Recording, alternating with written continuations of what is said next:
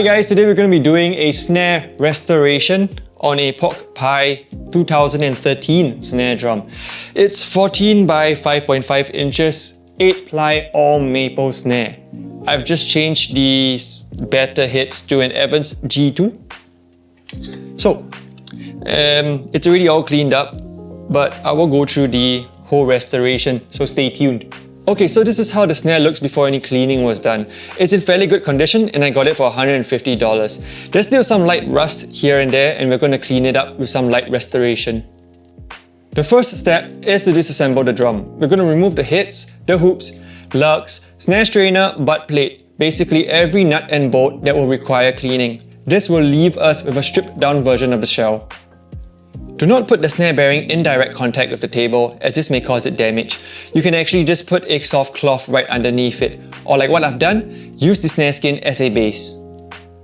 Remember to take your time during each step. Keep yourself organized so that you don't lose any parts. Try to remember where each nut and bolt goes. This makes the assembly part a lot easier.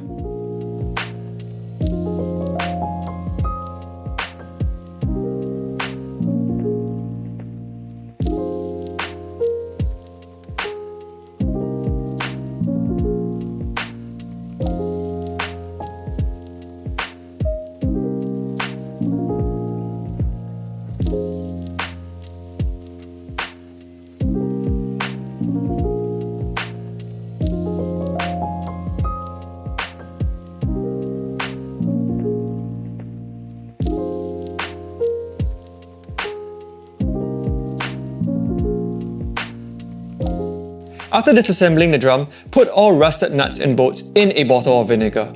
Give it a good shake and let it sit. You can let it sit for anywhere between 10 minutes to 24 hours. In this case, I've chosen 24 hours due to the rusted bolts. Once most of the rust have been removed, rinse it clean and towel it dry. Do not air dry as this will cause the rust to come back really quickly. Using a simple guitar gloss and a lint-free cloth, I'll now start cleaning up the hoops. This particular guitar gloss is from GHS and I found that it is really useful in removing rust and giving the chrome its shine again. Take your time during this step, apply the chemical and buff it out. The tension rods on this snare were in pretty good shape, so instead of dropping it in a bottle of vinegar, I'll apply some guitar gloss and buff it out. Moving on to the snare strainer, it's still working completely fine, so I will not be disassembling it. I'll just give it a quick buff with the gloss. Don't forget to clean up the butt plate and all the nuts and bolts that hold the snare wires together. I'll now clean up these hourglass lugs. As you can tell, they're called hourglass because of their shape. There's a total of 10 on this snare, so take your time and buff them out with the gloss. Give the exterior of the shell a good wipe. Remember to use a lint-free cloth. The wrap on this snare is in pretty good condition, so that's all I'll be doing.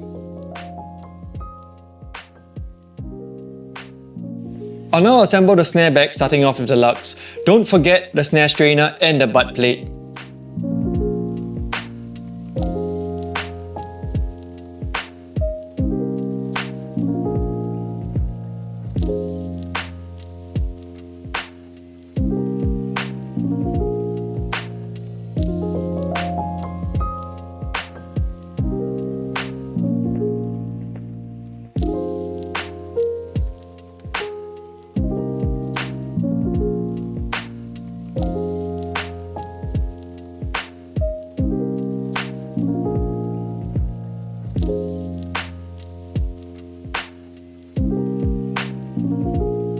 The air vent can be quite tricky. What I usually do is to use an Allen key to hold the bolt in place while I use a wrench to secure the nut.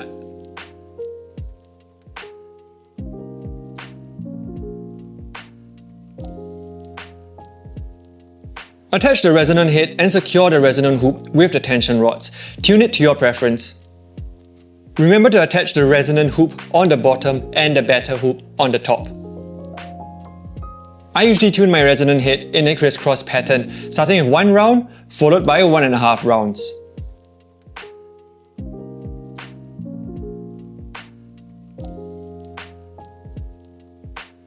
Attaching the snare wires can be quite tricky. What I usually do is to put the snare strainer at a midway setting before installing them.